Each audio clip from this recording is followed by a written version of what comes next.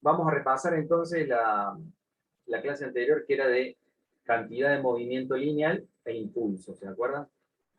Entonces, les comparto el PowerPoint de la clase pasada, dos filminas, para que, para que recordemos cuál es la ley que vamos a aplicar. ¿Bien? La ley de la cantidad de movimiento y el impulso es esta. Que la cantidad de movimiento final menos la cantidad de movimiento inicial es igual al impulso aplicado. Esto es en el caso en el que dos partículas o una partícula esté sometida a una fuerza exterior. Pero cuando no había fuerzas exteriores aplicadas, la cantidad de movimiento lineal se conservaba. ¿Se acuerdan? Entonces, esta ley es una ley vectorial. P final, cantidad de movimiento final menos cantidad de movimiento inicial, igual a impulso aplicado. Como les digo, es una ley vectorial. Ocurre, esta igualdad es entre vectores, es decir, componente a componente. Si la ponemos como una suma, decimos que la cantidad de movimiento final es la suma del impulso aplicado más la cantidad de movimiento inicial. Entonces, esta es la situación real de una, por ejemplo, de una pelota que rebota contra una pared. Como la pelota cambia su dirección, la velocidad se modifica, entonces hay una fuerza exterior aplicada. Si hay una fuerza exterior aplicada, se utiliza la diferencia de cantidad de movimiento, nos da igual al impulso aplicado por esa fuerza. Y si lo En ese caso, profe, nosotros no tendríamos que calcular la gravedad y la curvatura. ¿Perdón? En ese caso, por ejemplo, si uno tira la pelota contra la pared, la pelota va de forma recta, pero Sí. cuando regrese, no regresa de forma recta. No, pero espera un poquito. Puede estar, yo acá no puse gravedad ni nada. Puede estar en el, primero puede estar, esto puede ser la mesa, una mesa que está mirando de arriba, una mesa de billar. Entonces la gravedad, la normal, como Ah, ok, ok, esto ok, puede ser una ahora mesa de entendí. billar, entonces no estoy considerando ahí la gravedad ni nada, sino les diría. Es una situación simple.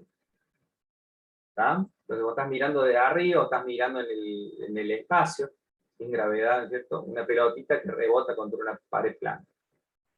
Y entonces, si uno pone los vectores, se tiene que cumplir esta suma de vectores, quiere decir que la cantidad de movimiento inicial y la cantidad de movimiento final restadas nos dan el impulso, o la suma de inicial más impulso nos da la final.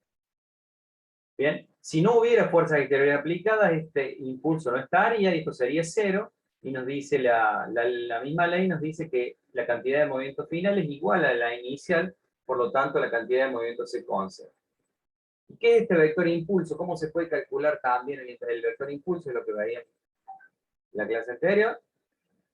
Se puede calcular el vector impulso como la integral de la fuerza por diferencial de tiempo. Es decir, cuando generalmente la fuerza aplicada es en un instante de tiempo muy cortito, en un intervalo de tiempo muy cortito, entonces la fuerza tiene una forma que no conocemos, y el impulso, que es un impulso que se da muy rápido, se calcula como el área de esa curva de la fuerza en función del tiempo. ¿De acuerdo? Ahora vamos a ver un par de ejemplitos. Esta sería la forma correcta, la forma de calcular el impulso si uno tuviera como dato la forma funcional de la fuerza en función del tiempo. Bien. Bueno, entonces, sí, ¿Ese vector de impulso es una cantidad de impulso total o cómo se denomina? impulso. Se denomina impulso. Impulso de una fuerza. La fuerza genera un impulso que es igual, si fuera una fuerza constante, por ejemplo. Si uno aplicara una fuerza constante durante un tiempo de 5 segundos, ¿cuál es el impulso que genera esa fuerza? Fuerza constante por 5 segundos. Fuerza por tiempo es impulso en el caso de la fuerza constante. Pero como las fuerzas generalmente no son constantes, porque los impulsos aplicados, por ejemplo, cuando uno patea una pelota, cuando uno batea, cuando uno le pega con un palo a una pelota, o que son situaciones de choques, de golpes, que dura muy poquito tiempo, entonces uno no tiene lo que ocurre durante el choque, pero sí tiene las cantidades de movimiento inicial y final, entonces puede calcular el impulso, puede tener una idea de cómo fueron las fuerzas ahí adentro, o cómo fue la fuerza media en función del impulso. ¿Sí? Porque Una persona empujando un auto se podría calcular el impulso entonces, claro, sí, sí, que es la porque sería más fuerza tiempo que estaría esa constante. persona empujando el auto. Claro, fuerza constante por tiempo, podés calcular el impulso. Y si no fuera constante, tuviera una función en el tiempo, calculas el impulso. Nada más que tenés que tener la dirección de la fuerza, porque el impulso es un vector, acordate. Entonces, como estas cosas, generalmente los golpes que analizamos o los cambios de cantidad de movimiento son muy rápidos, entonces no tenemos ni idea de cómo es la forma funcional de la fuerza en función del tiempo, pero uno sí puede calcular la fuerza promedio que ocurrió en ese intervalo tan corto. Bien, y la fuerza promedio es simplemente reemplazar la integral esta que no conocemos por una fuerza promedio por diferencial de tiempo, por intervalo de tiempo. Bueno, vamos a ver entonces, vamos a fijar ideas con un par de ejercicios. Comparto pantalla con el pizarro. Bien, acá tenemos el primero de los ejercicios. Ahí tenemos dos personas por entrar.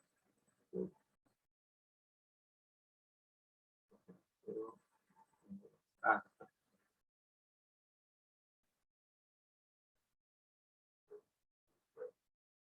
bien. Profe, si usted va al escudito de seguridad y destilda habilitar sala de espera, no va a tener necesidad de estar ingresando, las personas ingresan solas. Bueno, tenés razón, pero bueno, yo estoy acá. Después lo hace. Bien, entonces arranquemos con el primer problema. Creo que entró recién Natalia Varela y otra chica Torres, que no me suena que lo haya rendido el parcial. Pero para Natalia Varela sí estabas en la lista de los aprobados, Natalia. Bien. Espero que hayas escuchado. Entonces, arrancamos con el problemita. Un cuerpo de masa de 2 kilogramos se desplaza con una rapidez de V1 igual a 3 metros sobre segundo. Sobre el cuerpo actúa una fuerza constante, marquemos ahí, constante, tal que al cabo de 5 segundos el vector velocidad tiene una dirección perpendicular a la inicial y su módulo es V2 igual a 4 metros sobre segundo. Primera pregunta, entonces. Realice un dibujo de la situación. Dibuje cualitativamente la trayectoria e indique sobre ella valores, los vectores, perdón, velocidad inicial, velocidad final y fuerza. ¿Estamos? Entonces, primero el cuerpito y se venía horizontal. Ya metí la pata. Dentro de esto. Perdón.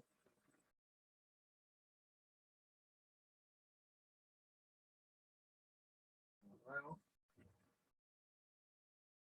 Reglita.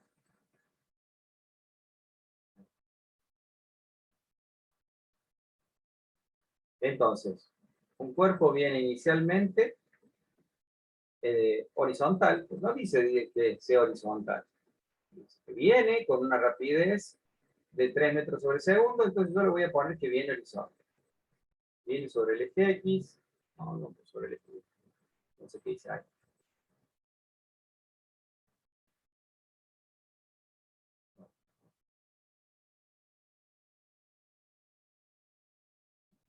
Entonces nuestro cuerpo viene con una velocidad por el eje X. Este el eje X, la velocidad del cuerpo es así. El vector V1, yo lo pongo horizontal, de trepo. Y dice que el vector V2, que actúa una fuerza, que actúa una fuerza, y después de actuar una fuerza constante, después de 5 segundos que actúa esa fuerza constante, el vector velocidad tiene una dirección perpendicular a la inicial. Entonces, agarramos de nuevo la regla, y tiene que tener la dirección final o la velocidad final tiene que tener una dirección perpendicular a la inicial, es decir, tiene que ir por este eje. ¿Okay? ¿Cierto? Entonces, la velocidad 2 tiene que estar perpendicular a la inicial, V2. Quiere decir que para que cambie el vector velocidad tiene que haber habido aplicada una fuerza. Tiene que haber sido aplicada una fuerza. Y esta fuerza, supónganse que es una fuerza, ¿cómo tiene que ser la fuerza?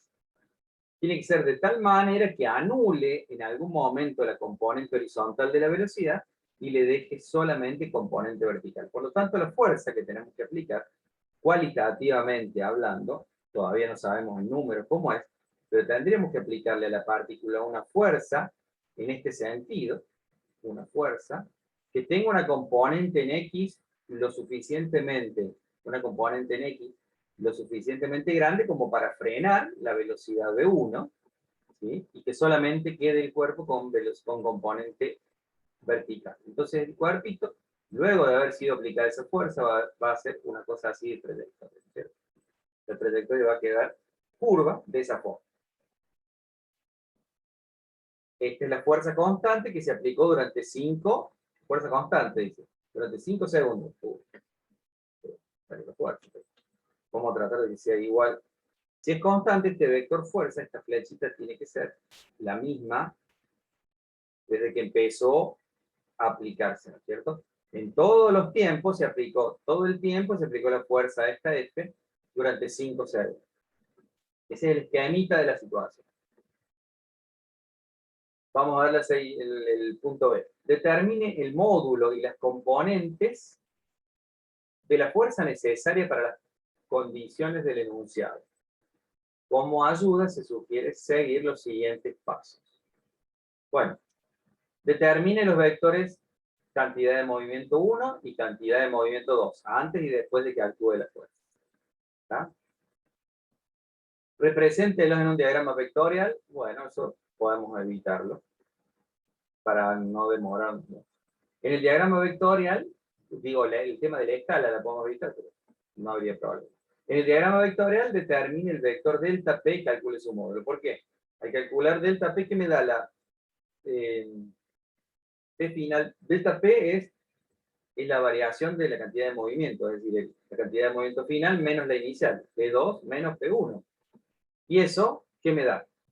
La diferencia de cantidad de movimiento, como les dije, nos da el impulso aplicado por esa fuerza. Y con el impulso podríamos despejar la fuerza. ¿Está? Entonces, por eso nos dice, nos recomienda estos pasitos para calcular la fuerza.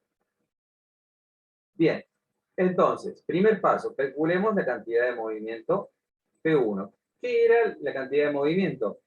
Era la masa por la velocidad. 1. Estamos en el instante inicial. 1 o inicial, como quieran. O sea que, como la ponemos en la dirección X, tenemos la masa que es de 2 kilogramos y la velocidad que es en X, 3 metros sobre segundo, y en Y vale 0. Ese es mi vector, cantidad de movimiento inicial. Siempre vectorial. Siempre hacemos los vectores con sus componentes. Por lo tanto, la cantidad de movimiento P1 me da igual a 2 por 3, 6. 0. ¿Y qué unidades tiene la cantidad de movimiento? Que no se los dije en el teórico pasado. Kilogramos por metro sobre segundo. Esa es la unidad de la cantidad de movimiento lineal. Y si se fijan, también fuerza por tiempo, que es el impulso. Unidades de fuerza por tiempo son iguales a las unidades de cantidad de movimiento lineal. Fuerza por tiempo, esto es Newton por segundo. Newton por segundo, kilogramos por metro sobre segundo al cuadrado por segundo, se simplifica. O sea que también podemos usar Newton por segundo en vez de kilogramos por metro sobre segundo, como unidades de la cantidad de movimiento. Bien. Bueno, tenemos la cantidad de movimiento inicial. Vamos a la cantidad de movimiento final. P sub 2. Es la masa, la misma masa, pero por la velocidad 2. La masa es de 2 kilogramos y la velocidad 2 es de 4 metros sobre segundo, pero ahora en la dirección Y, 0,4 metros sobre segundo. O sea que la cantidad de movimiento peso 2 es 0,8 kilogramos por metros sobre segundo. Tenemos peso 1 y peso 2. Entonces ahora podríamos dibujarla en un diagrama de cantidad de, como les dice en la filmina, un diagrama de impulsos y cantidad de movimientos. Lo vamos a hacer. Pero apliquemos primero, antes de hacer el diagrama, apliquemos primero, tengo un montón de problemas. Apliquemos primero el teorema del impulso y la cantidad de movimiento, que dice que el impulso y el vector impulso es el P final, que es el P sub 2, menos el P inicial, que es el P sub 1. Entonces que restamos los vectores, tan simple como eso. 0,8 kilogramos por metro sobre segundo, menos 6,0 kilogramos metros segundo. O sea que si hacemos esta recta, nos queda el vector menos 6, 8 kilogramos metros segundo. Quiere decir que nuestro impulso, nuestro vector impulso, y lo vamos a ver acá arriba, nuestro vector impulso es igual a menos 6, 8 newton por segundo o kilogramos por metro sobre segundo. Ajá, bueno, y entonces, como la fuerza es constante, el impulso, dijimos que es, la ecuación del impulso es la fuerza constante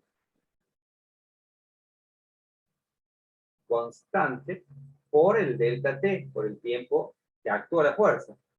Quiere decir que si paso dividiendo el delta t, tengo el valor de la fuerza constante. ¿Se entiende? Delta t, ¿cuánto valía? Este valía 5 segundos. O sea que el impulso dividido delta t es igual a la fuerza constante. Al vector, todo vector, ¿ven? Igual al vector impulso fuerza constante. Quiere decir que menos 6, 8 dividido 5 segundos, y acá kilogramos por metro sobre segundo, es igual a la fuerza. Menos 6 quintos, 8 quintos, es kilogramos por metro segundo en newtons. Esa es la fuerza constante. Quiere decir que tiene que tener una componente de menos 6 quintos, ¿ven? La componente horizontal de la fuerza tiene que ser negativa, esta componente negativa del menos 6 quintos, newton, y la positiva tiene que ser de 8 quintos.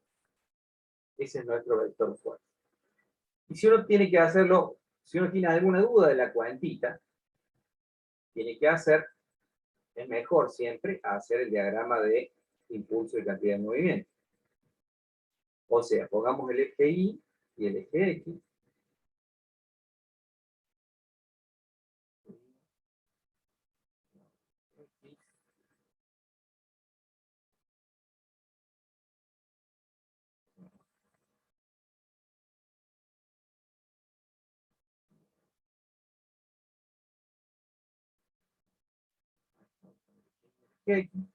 Entonces, nuestra cantidad de movimiento inicial, P sub 1, era 6, 0. Entonces, si esto, supónganse que esto es 5, 6, 7, 8, 9, 6. Tenemos que hacer 4 divisiones acá. Entonces, eso sería de escala, ¿cierto? Este es nuestro vector cantidad de movimiento inicial. P sub 1 es este. El P sub 2 tiene 8 positivo. 8 positivo. Si esto es 5 y esto es 10, Entonces, 6, 7, 8, ahí más o menos. P sub 2, lo tenemos ahí a escala.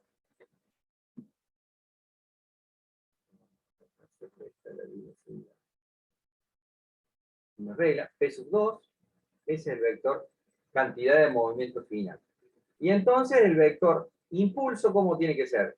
Y ahora sí usamos la reglita. El vector impulso, recuerden, tiene que unir los vectores P sub 1 con el P sub 2. ¿De qué manera? Arranca en el P sub 1, tiene que arrancar en el P sub 1 y terminar en el P sub 2. O en el P inicial, quiero decir, tiene que arrancar en el P inicial y terminar en el P final. ¿De acuerdo? Entonces, acá tenemos el vector impulso y que es más o menos como el que yo dibujé ahí, ¿no es cierto? Si lo dibujé cualitativamente, pero este es el impulso y este es la fuerza, no importa, son paralelos. El vector impulso y el vector fuerza son paralelos, pues difieren solamente una constante que es el tiempo. ¿Está? Ese es todo el problema. Pero hay que ubicarse cómo es el impulso que le damos al cuerpo para que cambie su velocidad. Estamos utilizando la segunda ley de Newton con la otra formulación. Si hay fuerzas aplicadas, entonces la velocidad cambia. ¿Sí? Las fuerzas aplicadas las vemos con el impulso y la velocidad es cómo cambia, las vemos en el cambio de la cantidad de movimiento. Bueno, sigamos con este problemita que este es de la guía ya. Este lo saqué de una guía de otra facultad. Y este lo saqué de la guía nuestra. Y todos los que vienen los saqué de la guía nuestra. Y este problemita está bueno porque es aplicación. Es la aplicación de la conservación de la cantidad de movimiento lineal y además de la conservación de la energía que ustedes ya tanto manejan. Bien, entonces analicemos el problemita. Un tipo de este problemita supimos tomar con el otro profe en un examen final.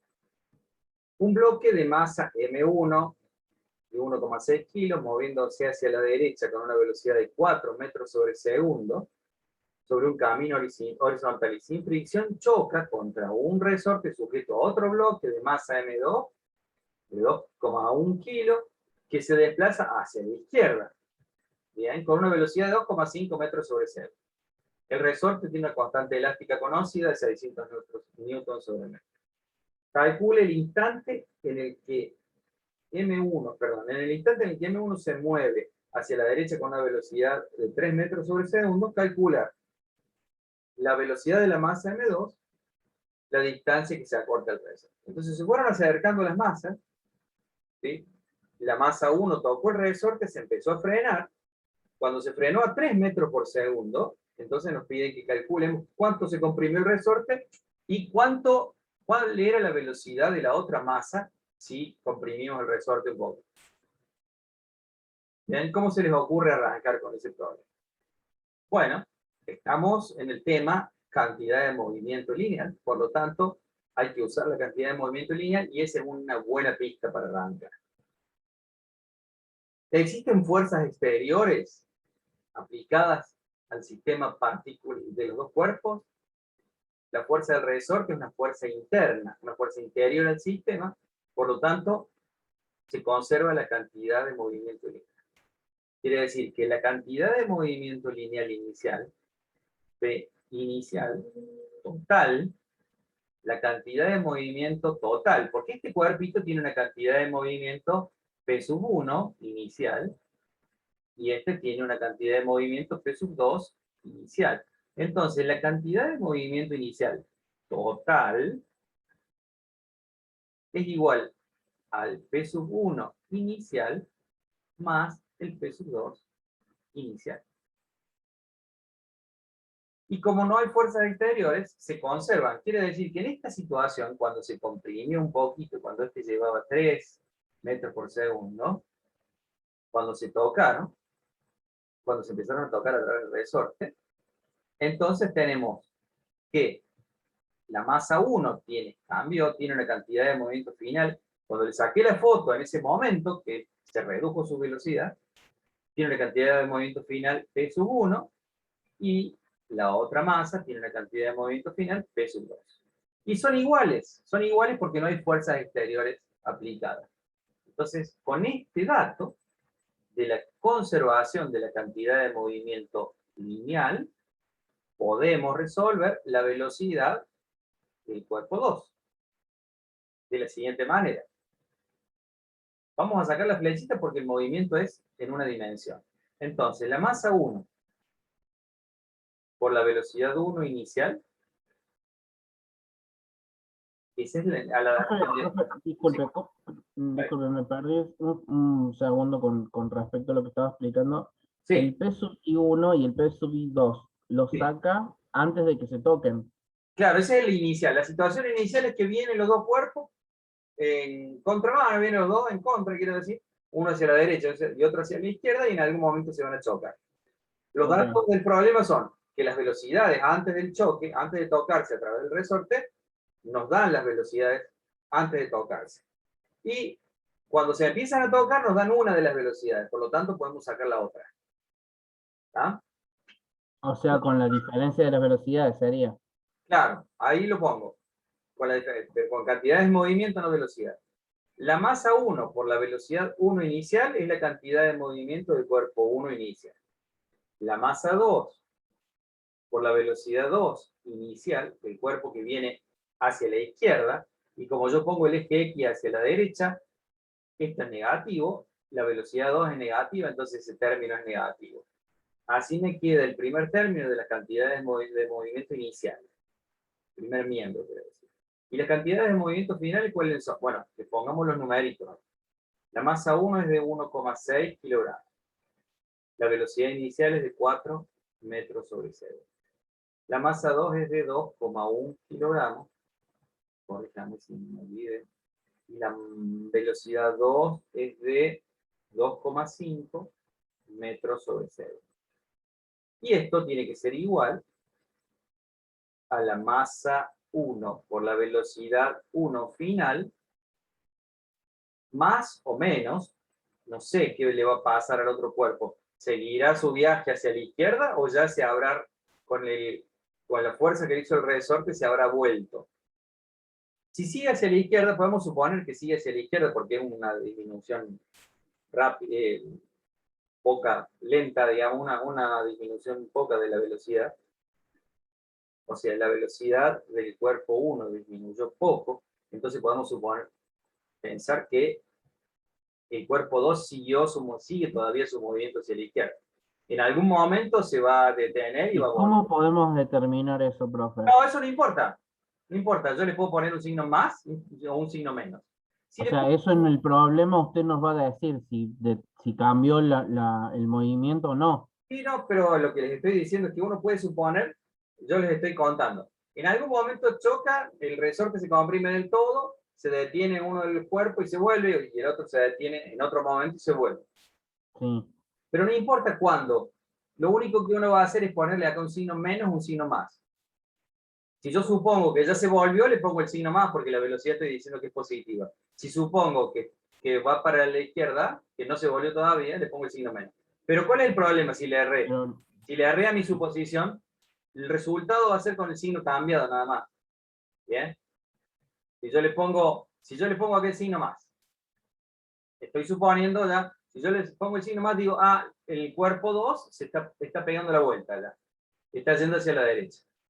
Le pongamos el signo más, M2 fino. Quiere decir que esto es M1, 1,6 kilogramos. Velocidad 1 final es de 3 metros por segundo. La masa 2 es de 2,1 kilogramos. Y la velocidad 2 final no la conozco. Pero estoy suponiendo que es positiva. Si es negativa, me va a dar el signo que corresponde. Me va a dar el signo opuesto al que yo supuse. ¿Bien? ujú. Entonces ahora podemos unir estas dos ecuaciones y despejar la velocidad 2 final. Simplemente igualando, ¿no es cierto? O sea, tengo 1,6 kilogramos por 4 metros sobre segundo, menos 2,1 kilogramos por 2,5 metros sobre segundo. Yo tenía la cuenta. Bueno, no importa. dividido, perdón, resto, no divido nada todavía. A eso le resto este término, lo paso para el otro lado, menos 1,6 kilogramos por 3 metros sobre segundo, igual a la velocidad 2 final, y a esto todo dividido la masa 2, que es 2,1 kilogramos. Esa es la cuenta. Y ese número, perdón, no sé dónde puse la otra. Bueno, ese número da negativo, o sea, quiere decir que esto va para el otro lado. Pueden hacer la cuenta ustedes más rápido que yo, seguramente lo van a hacer. Ahí lo hago, profe. Dale. La tenía a mano. No sé por qué tiré los papelitos que tenía. 1.6 por 4 menos 2.1 por 2.5 menos 1.6 por 3 dividido 2.1 menos 1,91. Bueno, o sea, me dio negativo. Menos 1,91 dividiste por 2,1, ¿cierto? Menos, Metros sobre segundo sería. ¿cómo? Metros sobre segundo, o sea, si Sí, calculamos ahí, todo arriba sería Newton y abajo sería kilo, y después kilo con kilo se cancelan, queda metro por segundo. sí, sería en cantidad de movimiento, no en Newton. Algo casi como Newton, sí, por un segundo nada más, pero no importa, ¿sí? Ah, perdón, que, Sí, sí, pero perdón, está tienes bien. razón, es por aceleración. Bien, bien. O sea que la velocidad 2 nos dio menos 1,91. ¿Qué significa el signo menos? Que está yendo para la izquierda al revés de lo que yo supuse que iba para la derecha, nada más. Pero el valor de la velocidad es menos 1,91. ¿Bien? No hay problema de ponerle el signo errado a la situación. Bien, no hay problema, María. Entonces, Estaríamos diciendo de que en este caso la velocidad se redujo o está volviendo la velocidad, claro, ¿cómo se sería? redujo. Fíjate que tenía 2,5 de velocidad y se redujo a 1,9. Bien. Claro, pero la velocidad tendría que ser negativa. No, no es que sí, la velocidad está yendo a la izquierda. Yo supuse que iba a la derecha, le puse un signo más.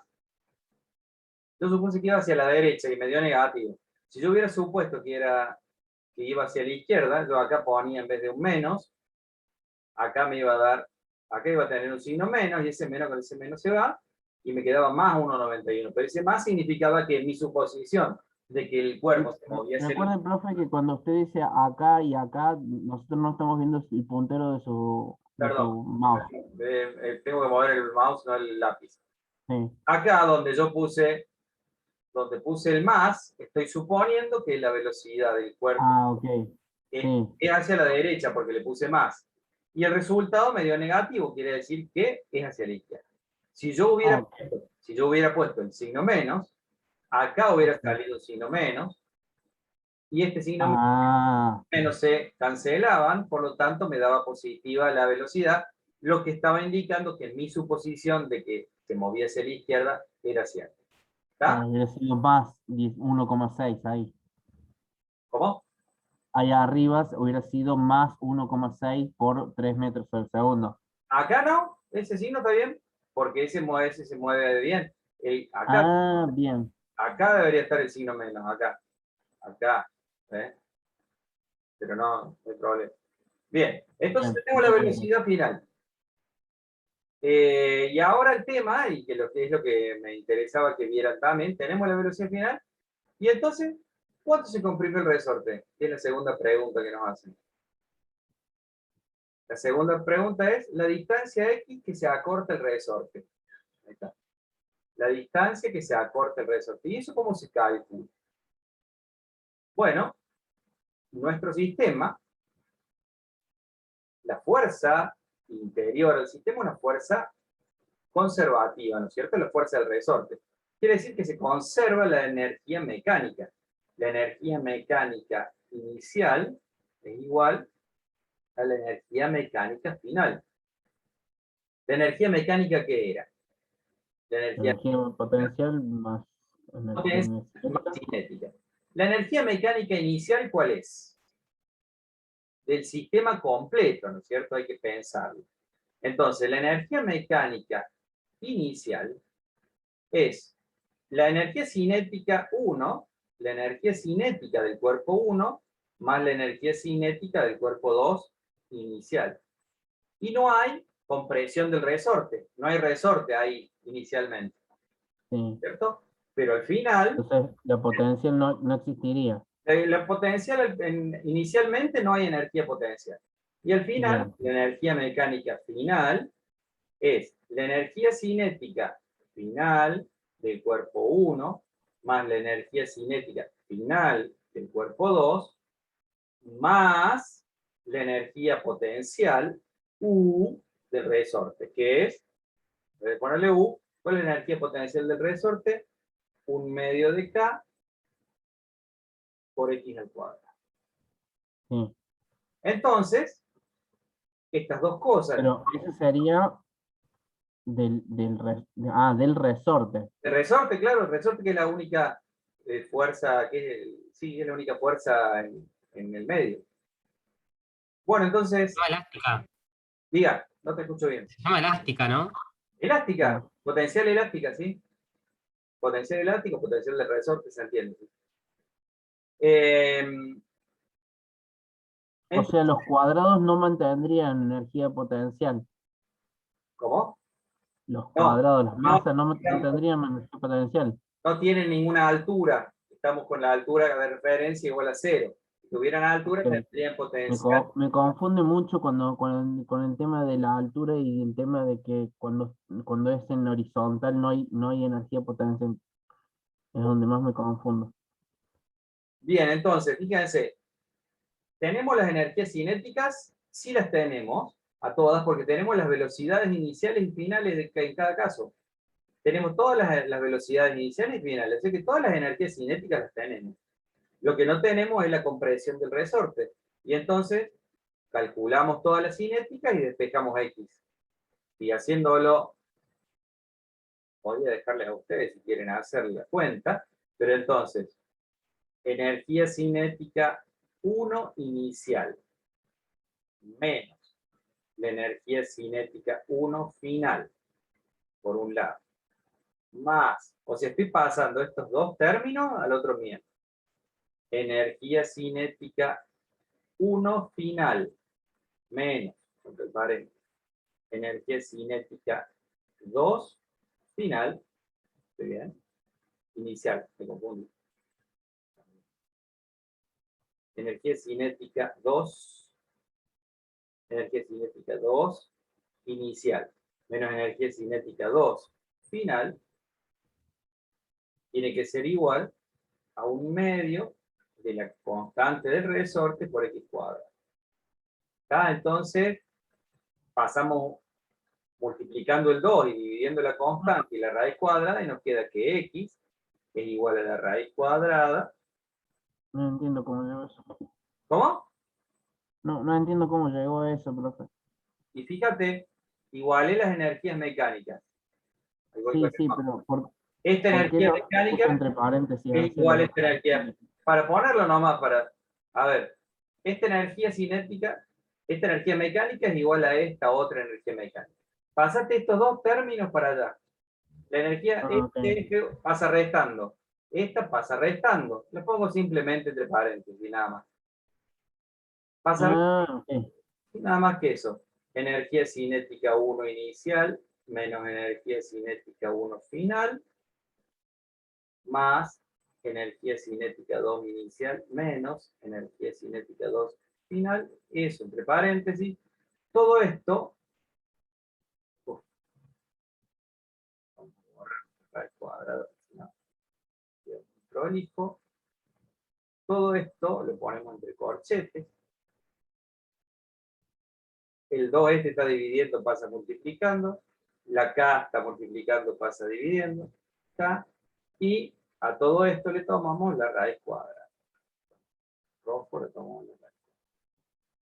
Entonces así calculamos la compresión del resorte en esa posición. Y ahora podemos reemplazar los valores. Energía cinética, ¿cuánto valía?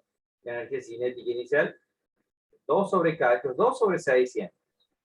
2 sobre K, la energía cinética inicial era 1/2 de la masa 1 por la velocidad 1 inicial al cuadrado, menos 1/2 de la masa 1 por la velocidad 1 final al cuadrado.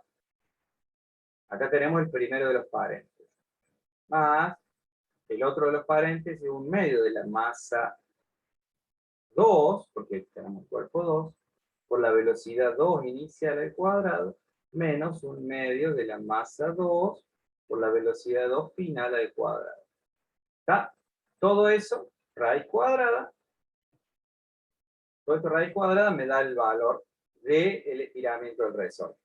Que si mal no recuerdo, reemplazamos todo, ¿no es cierto? 1/2 de la masa 1, que es 1,6 kilogramos. La velocidad 1 era 4 metros sobre segundo. Menos 1/2. 4 pero al cuadrado. 4 al cuadrado que me da 16. De la masa de 1,6 kilogramos.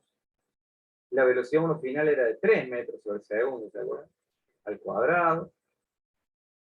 Más, bueno, todo esto así, reemplazamos, bla, bla, bla. Ahí queda todo al cuadrado, ¿verdad, profe? En 3 metros y segundo, ¿verdad? Sí, todo, está todo. Estaba haciendo rápido la cuenta. Pero así es 3. Pero hay que reemplazarlo con cuidado. Y esa cuentita,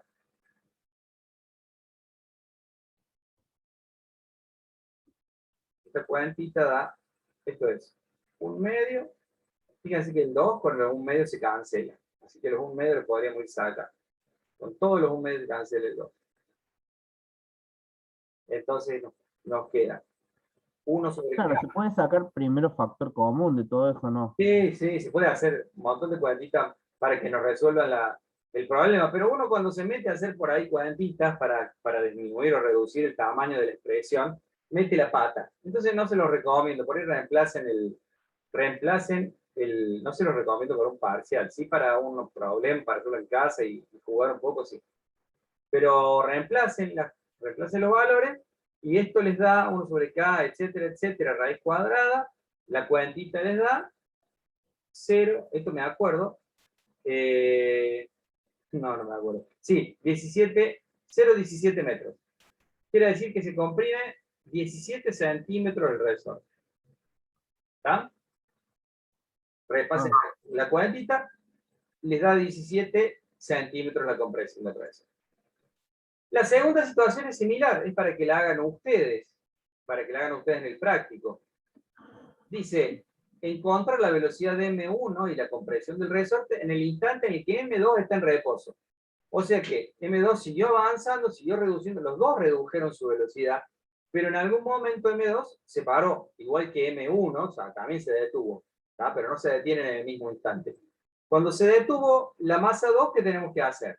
Y simplemente acá, quiere decir que el P2 final, la cantidad de movimiento de la masa 2 final, la cantidad de este es S0, porque se detuvo.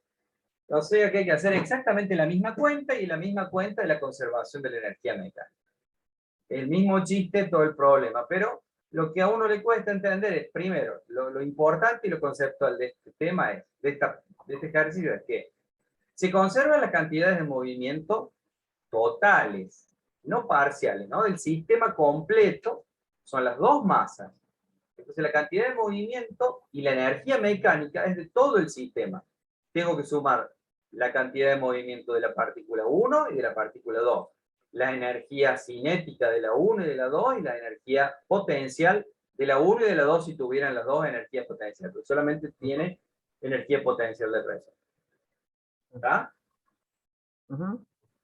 Bueno, eso es lo importante, pues entender que es el sistema completo. Yo tengo que plantear la conservación de la energía y de la cantidad de movimiento, pero de todo el sistema.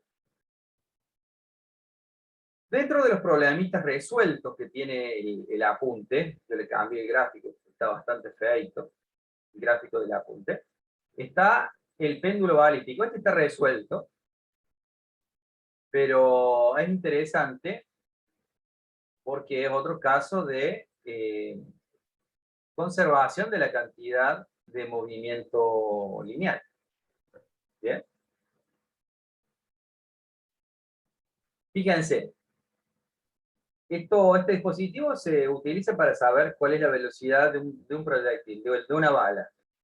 Entonces se pone una masa de madera, por ejemplo, colgando, que es nuestro péndulo, una masa M grande, se dispara la bala queda inserta, queda dentro de la masa esta de madera, y la masa de madera, por acción de la cantidad de movimiento de la bala, se mueve, ¿sí? Y mueve el péndulo y hace que el péndulo suba a una altura h, ¿no es cierto? ¿Cómo entonces, cuál es la velocidad de la bala? Es la pregunta. ¿Cómo calculamos la velocidad de la bala? Bueno, primero planteamos la conservación de la cantidad de movimiento lineal. Y fíjense que estamos en el caso, no sé si se acuerdan, de un choque plástico, perfectamente plástico o inelástico. ¿Cuándo el choque era perfectamente inelástico? Cuando las dos masas quedaban unidas luego del choque, ¿no es cierto? Y entonces, el choque perfectamente plástico, no. Teníamos las ecuaciones para el choque perfectamente plástico, ¿cómo era? El P inicial, 1, más el P inicial 2, igual al, bueno, lo podemos hacer en función de la masa y las velocidades para que sea un poquito más. Se conserva la cantidad de movimiento total, ¿no es cierto? Entonces, fíjense, la cantidad de movimiento, vamos a poner la bala que tiene una masa M chiquita y la madera una masa M grande. Entonces, las cantidades de movimiento inicial son la masa chiquita por la velocidad de la bala que no conozco, más la masa grande por la velocidad de la masa grande. ¿Y cuánto vale? En principio está quieta, no tengo velocidad.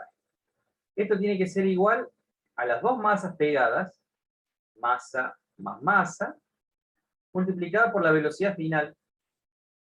¿Sí? Una vez que chocaron, el péndulo salió para allá con una velocidad final. El péndulo más la masita salieron disparadas con esa velocidad final. O sea que yo tengo que esta velocidad final es igual a la masita de la bala por la velocidad de la bala dividido masa más masa. Pero yo la velocidad final no la tengo. No la puedo medir a la velocidad final. Lo que sí puedo medir fácilmente es esa altura h. ¿Cómo hacemos para calcular la velocidad de la bala o la velocidad final en función de la altura h? Bueno, acá tenemos que plantear la conservación de la energía. La energía cinética, acá en el péndulo, en esta situación, en esta posición, el péndulo, la altura del péndulo es 0, ¿no es cierto? Recuerden siempre que esta es la posición de menor altura del péndulo y esa la tomamos como altura igual a 0. Entonces, planteamos la conservación de la energía. La energía mecánica inicial es igual a la energía mecánica final. Así que es muy parecido al problema anterior en cuanto a la utilización de las ecuaciones. Primero, planteamos la conservación de la cantidad de movimiento y luego la conservación de la energía mecánica. ¿Cuál es la energía mecánica inicial? Ah, bueno, es toda cinética. Ahora nos olvidamos, la bala ya está metida dentro de la madera. Entonces, la energía mecánica inicial, MI, es todo cinética.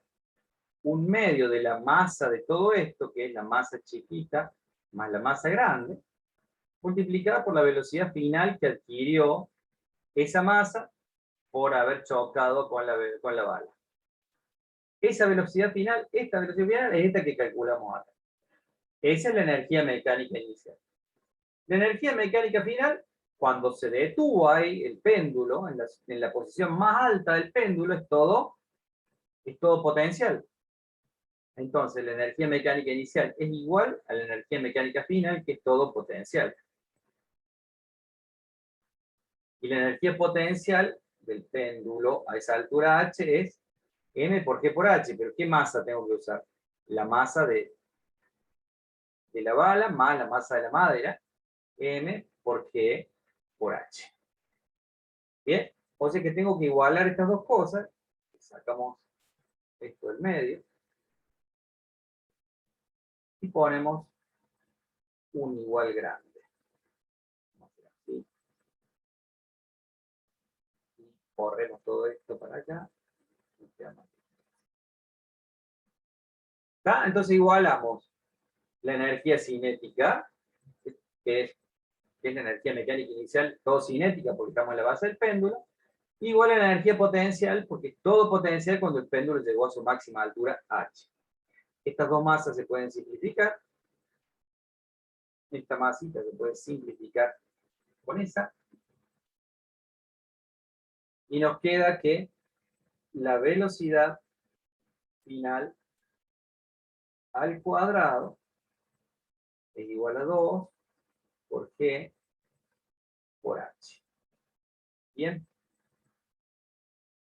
Pero teníamos de acá que la velocidad final, esta velocidad final, es esta misma. O sea que podemos pasar el cuadrado como raíz. Pasemos este cuadrado como raíz cuadrada para el otro lado. Y esta velocidad final la pongamos igual a la que encontramos de la conservación de la cantidad de movimiento, es decir, masa chiquita sobre masa chiquita más masa grande por velocidad de la bala igual a la raíz cuadrada de 2g por h. ¿Qué es lo que quería conocer yo? Quería conocer la velocidad con la cual había ingresado la bala dentro del bloque de madera. Entonces, despejamos de acá la velocidad de la bala igual a la masa más masa, la masa compuesta sobre la masa de la bala por raíz cuadrada de 2 por g por h. ¿Está? O sea que con este sistema simple podemos conocer cuál es la velocidad con la que impactó la bala al bloque de madera. Simplemente planteando la conservación de la energía mecánica y de la cantidad de movimiento. Bien, acá hay un problemita que también es de la guía. Lo voy a hacer cortito. Pero uno se siente tentado a confundirse en este problema, por eso está bien la sugerencia que es el problema. Bueno, leámoslo el problema. ¿Me están siguiendo? ¿Va bien la cosa? ¿Venimos bien? Yo me perdí con el tema de para qué o sea, qué significaba esa velocidad de la bala. ¿Es cuando impacta con la masa más grande o es Claro, antes? ¿cómo llega? ¿Con qué velocidad llega la bala al péndulo? Yo quiero saber, si el péndulo se levantó a una altura h, me permite saber la velocidad con la que impactó el proyectil al péndulo. ¿Sí? Eso sirve para, por ejemplo, análisis de balística. Los análisis de balística para saber la distancia. Para ver, uno puede determinar la penetración, un montón de cosas en función de la distancia y de la velocidad de la bala. Entonces es un dato importante conocer la velocidad de la bala, de con qué velocidad ingresa la bala. Uno puede O sea, medir que según la ingresa a un distancia. cuerpo. ¿Cómo? Ingresa a un cuerpo, se puede decir. ¿Qué qué? Que ¿Es la ingresa, velocidad con la que impacta o con la que ingresa a un cuerpo? claro, con la que ingresa el bloque de madera en este caso. ¿Sí? La velocidad con la que impacta o ingresa al bloque de madera. Bueno, como les decía, sigamos con este problemita, dice, de movimiento circular. Una partícula de masa de 200 gramos describe un movimiento circular uniforme con velocidad v igual a 5 metros sobre segundo. O sea que esa es la velocidad tangencial del movimiento circular. Calcula el impulso I que la fuerza centrípeta ejerce sobre la partícula durante un intervalo de tiempo delta t, para que delta t sea igual a la mitad del periodo de ese movimiento, después igual a un cuarto del periodo, igual a todo el periodo. ¿Estamos? Entonces, dice, sugerencia, considere el teorema del impulso y la cantidad de movimiento. Bueno, si me está pidiendo que calcule el impulso, más vale que lo que tengo que usar es ese teorema. ¿Pero por qué te lo sugiere? Fíjense, bueno, planteemos la mitad de un periodo del movimiento circular. En un movimiento circular, solamente la mitad del periodo. El periodo completo sería todo el círculo, ¿no es cierto? En ese periodo, la cantidad de movimiento inicial, si acá arrancó el movimiento, el P inicial, como esto estaba girando hacia allá, estoy suponiendo que esto gira hacia allá, la cantidad de movimiento inicial, el P inicial es hacia arriba. Y al final del tramo semicircular, el P inicial es hacia abajo. El P final, quiero decir. Al final, el P final es hacia abajo. ¿No es cierto? Entonces yo elijo un tramo semicircular y planteo el P inicial hacia arriba y el P inicial hacia abajo. El P final hacia abajo. Podría haber elegido un círculo de esta forma, un semicírculo así, entonces el P inicial era horizontal y el giro hacia allá, ¿no es cierto? El P inicial era horizontal y hacia la izquierda y el P final era horizontal y hacia la derecha. ¿Mm? Como a ustedes les guste más, el P final, P final. Por eso nos pide que planteemos la conservación de la cantidad de movimiento, el teorema del impulso y la cantidad de movimiento. Entonces, ¿cómo sería según el teorema del impulso y la cantidad de movimiento? El P inicial, ¿cuánto valdría? Saquemos esta situación. No nos olvidemos de esto. Ustedes háganlo con ese en todo caso. No olvidemos de esa. El P inicial en este caso. ¿De cuánto sería? Masa por velocidad inicial. ¿Cuánto es la masa? 200 gramos, o sea, 0,2 kilos.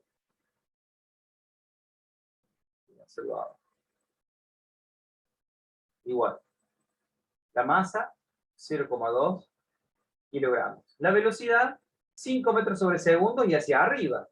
O sea que 0 en X, 5 metros sobre segundo en Y. Tengo que plantearlo como un vector. Ese es el P inicial. El P final, que es igual porque el movimiento es circular uniforme. La velocidad en módulo es la misma. O sea que yo tengo 0,2 kilogramos por... Pero sería menos 5, ¿no? Exactamente. 0 en X menos 5 metros sobre segundos en Y, porque apunta para abajo. Y entonces, ¿cómo planteamos el teorema del impulso y la cantidad de movimiento? ¿Qué dice el teorema del impulso y la cantidad de movimiento? Que nuestro P final menos el P inicial es igual al impulso. ¿Y qué nos pide el problema? Que calculemos el impulso.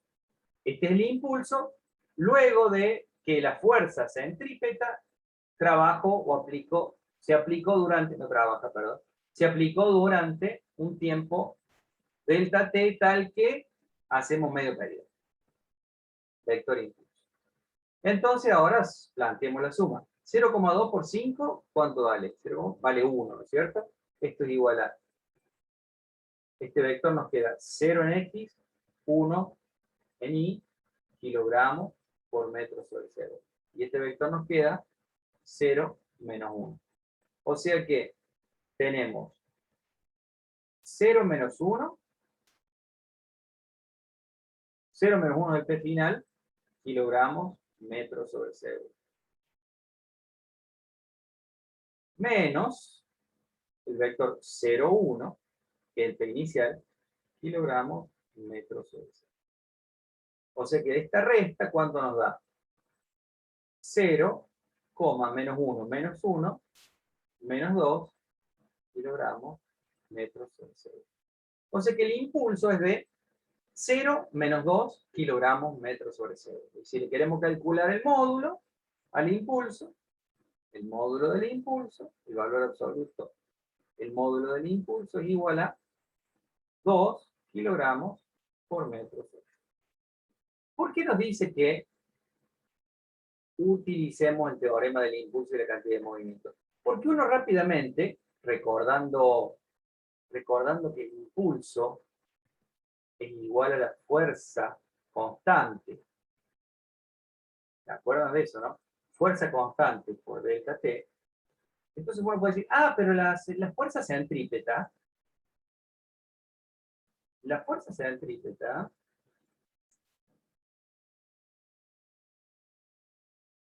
uno puede caer en esto, digamos. Puede decir, pero la fuerza centrípeta es constante.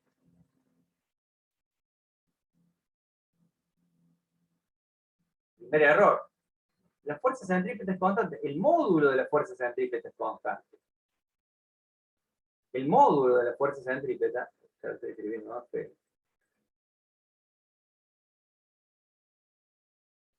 Ese es un error. ¿Se puede volver atrás? ¿Cómo? ¿Puedo volver atrás? Me perdí con la parte de anterior.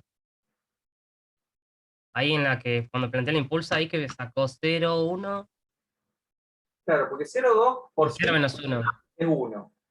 0,2 por 5 es 1. Acá tengo menos 1 porque es la cantidad de movimiento que apunta para abajo, que es la final. 0 menos 1.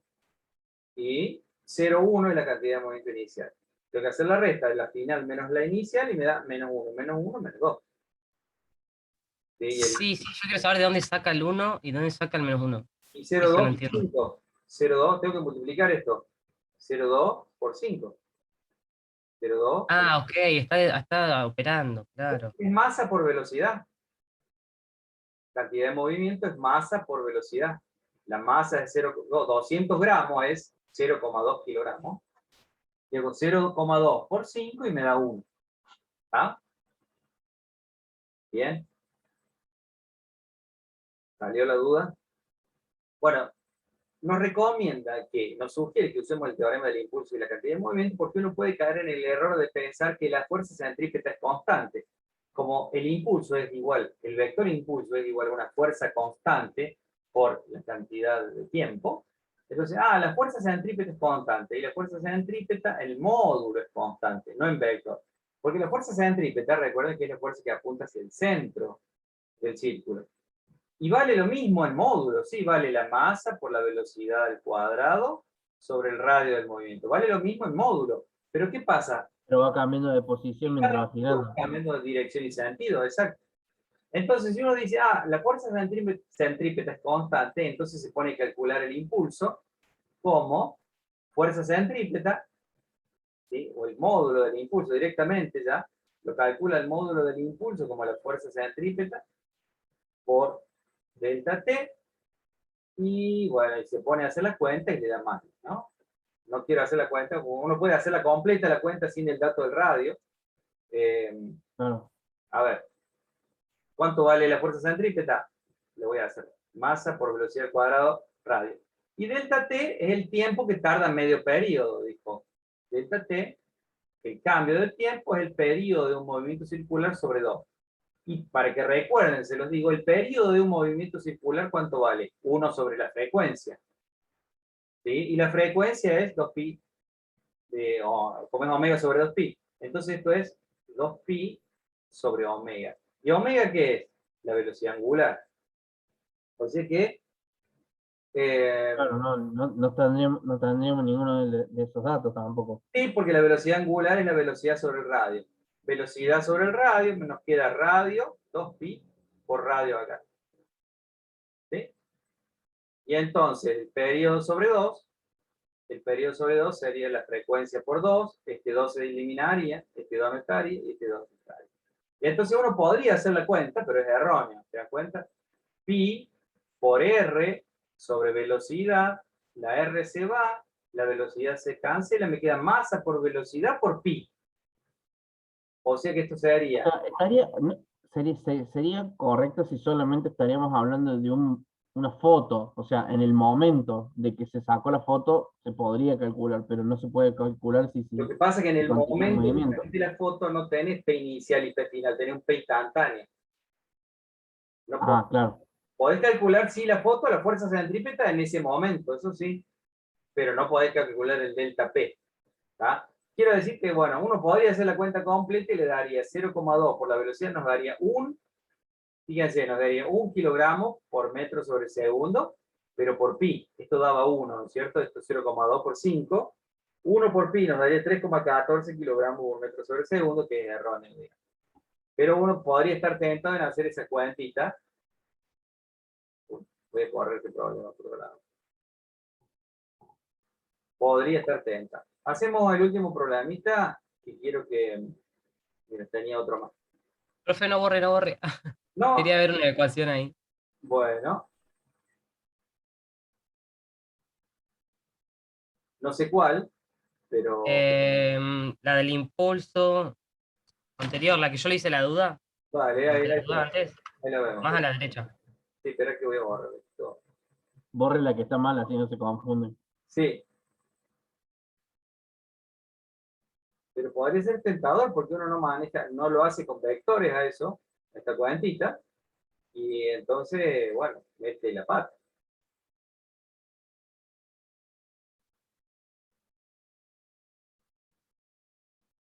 Ponemos esto y nos vamos a esta parte de la ecuación que decimos. Ahí, eso, que yo le pregunté ahí hizo la resta, y ahí me perdí. P final menos P inicial. 0, 1, 0 menos 1 menos 0, 1. El que apunta hacia arriba es el 0, 1 y el que apunta hacia abajo es el 0 menos 1. El P final menos P inicial. Si uno hace un diagrama de. No hace falta. Un diagrama de cantidad de movimiento de impulso, ¿cómo se haría? El eje, solamente en el eje Y. Tenemos en el eje Y y el eje X. Bueno, el eje X no nos va a servir. Entonces, el impulso inicial, perdón, la cantidad de movimiento inicial es hacia arriba. P inicial. La cantidad de movimiento final es hacia abajo. P final, y con el mismo largo. ¿Y la resultante cuál es? Es el vector que tiene que unir P inicial con P final, es este. El vector que empieza ahí y termina acá. Justamente tiene el largo de 2. Si este vale 1 y este vale 1, el largo es 2. Apuntando hacia abajo, ¿no es cierto? Menos 2. ¿Por qué hacia abajo, profe? Esa es la parte que me confunde a mí. Y porque fíjate, empezó el movimiento hacia arriba. Sí. Empezó el movimiento hacia arriba y terminó abajo. Quiere decir que la fuerza promedio, la fuerza centrípeta empuja siempre hacia el centro. Pero las componentes horizontales de la fuerza centrípeta a lo largo del movimiento del semicírculo se cancelan las horizontales. Las componentes horizontales se van cancelando y solamente van quedando las componentes verticales. Entonces, Verticales. la fuerza promedio a lo largo de todo el movimiento apuntó hacia abajo. ¿Sí? La inicial, el movimiento inicial es hacia arriba. Pero como hay una fuerza que siempre apunta hacia abajo, terminó apuntando hacia abajo. ¿De acuerdo? Okay. Sin importar lo que pasó al medio, porque es la fuerza promedio la que estamos calculando. El impulso nos da una idea de la fuerza promedio que ha ocurrido en ese intervalo de tiempo. Bien. Lo dejamos este problema para la clase que viene, entonces, a este último, que me interesaba que lo viéramos, y seguimos con otro tema. ¿De acuerdo? Ahora seguimos con otro tema. ¿Cómo? Ahora vamos a seguir con otro tema. La clase que viene. Ah, bien. La clase que viene, ya por hoy, creo que fue suficiente. ¿Qué hora es? Ejemplo. Y ahí estamos. Pero tienen, en el práctico, tienen muchos ejemplos para seguir. Sí.